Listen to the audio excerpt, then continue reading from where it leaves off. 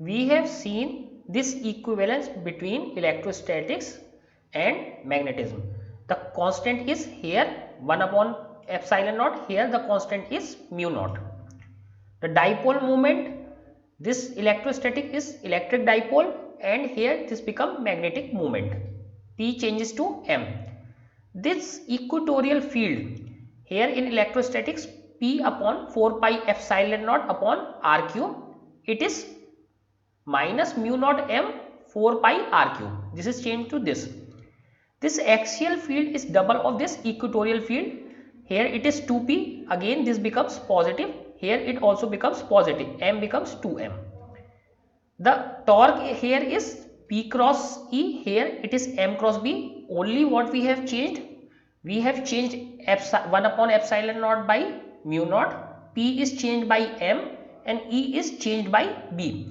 So all the electrostatics equation will convert into magnetism equation. So P dot E is minus M dot B. So these are the equation conversion or equivalence between electrostatics and magnetism. Now let us see this example 5.4. What is the magnitude of equatorial and axial field due to a bar magnet of length 5 cm? What is the length? L is 5 cm at a distance 50 cm. Now we have distance r is equal to 50 cm from its midpoint. The magnetic moment of the bar magnet is 0.40 ampere meter square, same as given in the previous example. So let us see. So what is the first, we have to calculate axial and equatorial fields. So what is equatorial field in case of magnetism? This one, and this is the axial field. So first equatorial field mu naught M upon 4 pi r cube. But remember, this formula is valid only when r is much larger than the length of the magnet. So here what we can see, r is 50, which is definitely much larger than L. Not only large but 10 times large. So we can apply these formulae. So let us apply this formula. So in case of equatorial field, equatorial mu naught M upon 4 pi r cube. So here we have, but this is again a vector quantity, so we have taken only the magnitude. So let us remove this negative sign. Now mu naught upon 4 pi, what is the value of mu naught? Mu naught is 4 pi into 10 to power minus 7.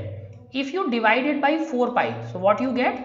Only 10 to power minus 7. So mu naught upon 4 pi is 10 to power minus 7. M is given 0.4 and distance r is 50 centimeter, that means 0.5 meter.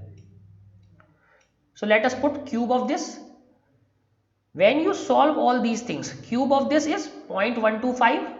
When you solve all this, what you get? 3.2 into 10 to power minus 7 Tesla. This is Tesla. Now this is for equatorial. What is the axial field? Axial field is mu naught 2m 4 pi r cube. So if you compare these two equations, it is just double of this. So if you see mu naught 2m upon 4 pi r cube, it is just double of this. So double of 3.2 is 6.4 10 to power minus 7 Tesla. So it is just double of the equatorial field. Remember this thing, that equatorial field is less, this is less, and this is more or high. Equatorial field is always low, axial field is always high, because we are going to use it in some other examples. So axial field is high, equatorial field is low.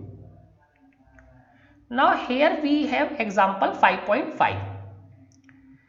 So figure 5.5 shows a small magnetized needle P. So we have this figure 5.5. So here a small magnetized needle P is shown. So focus on this. Needle P is shown here. Needle P is at the center. So it is at point O, which is the center of this circle. The arrow shows the direction of its magnetic moment. So it is, the arrow is showing its magnetic moment, that is M. Arrow is showing the direction of the magnetic moment.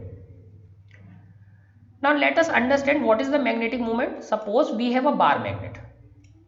We have a bar magnet. This is the north pole, this is the south pole. So you know the magnetic field lines will emerge from the north pole and will end at south pole. That you know, this will emerge on the north pole and something like this closed loop goes into south pole, and inside this something like this. So here this is the direction of the magnetic moment.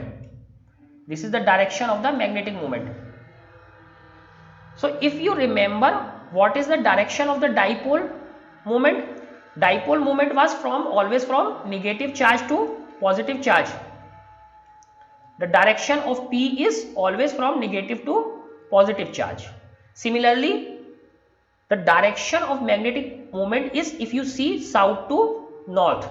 South to north. The magnetic moment is from south to north, opposite. Magnetic field lines start from north pole and end at south pole, but the direction of this magnetic moment is from south to north. Similarly, electric field lines starts from positive charge and end at negative charge, but the direction of this electric dipole moment is reverse. So in both the cases, direction of dipole moment is reverse. Remember this thing. So now we can see this direction is upward. Now what we have here, the arrow shows the direction of the magnetic moment. So this is the direction of the magnetic moment, that means this is south, this is north. The other arrows show different positions and orientation of the magnetic moment of another identical magnetized needle Q. So what we have, we take another needle Q. So we have one needle which is at the center O, and we take another needle Q which is identical, similar to P. So Q is similar to P. Then we put this needle at different position in different orientation. So first we put it here. This position we can call Q1. Then we remove it from Q1. Then we can remove it from Q1. Now we put it at Q2. So this is the second position. Then again we put it a third position, Q3, with this orientation.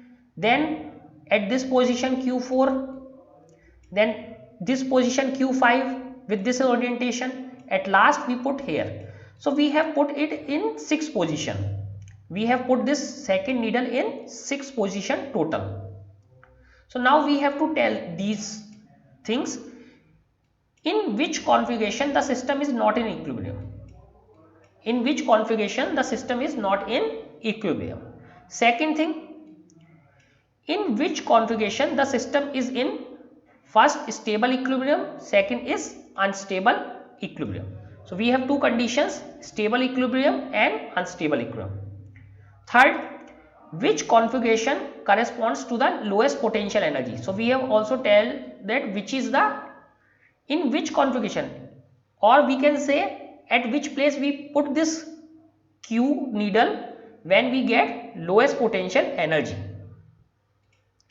So six position with their directions are shown for Q. So one is with lowest potential energy, some are with stable equilibrium, some are with unstable equilibrium, some are not in equilibrium. So that we have to tell which are in equilibrium, which are not in equilibrium.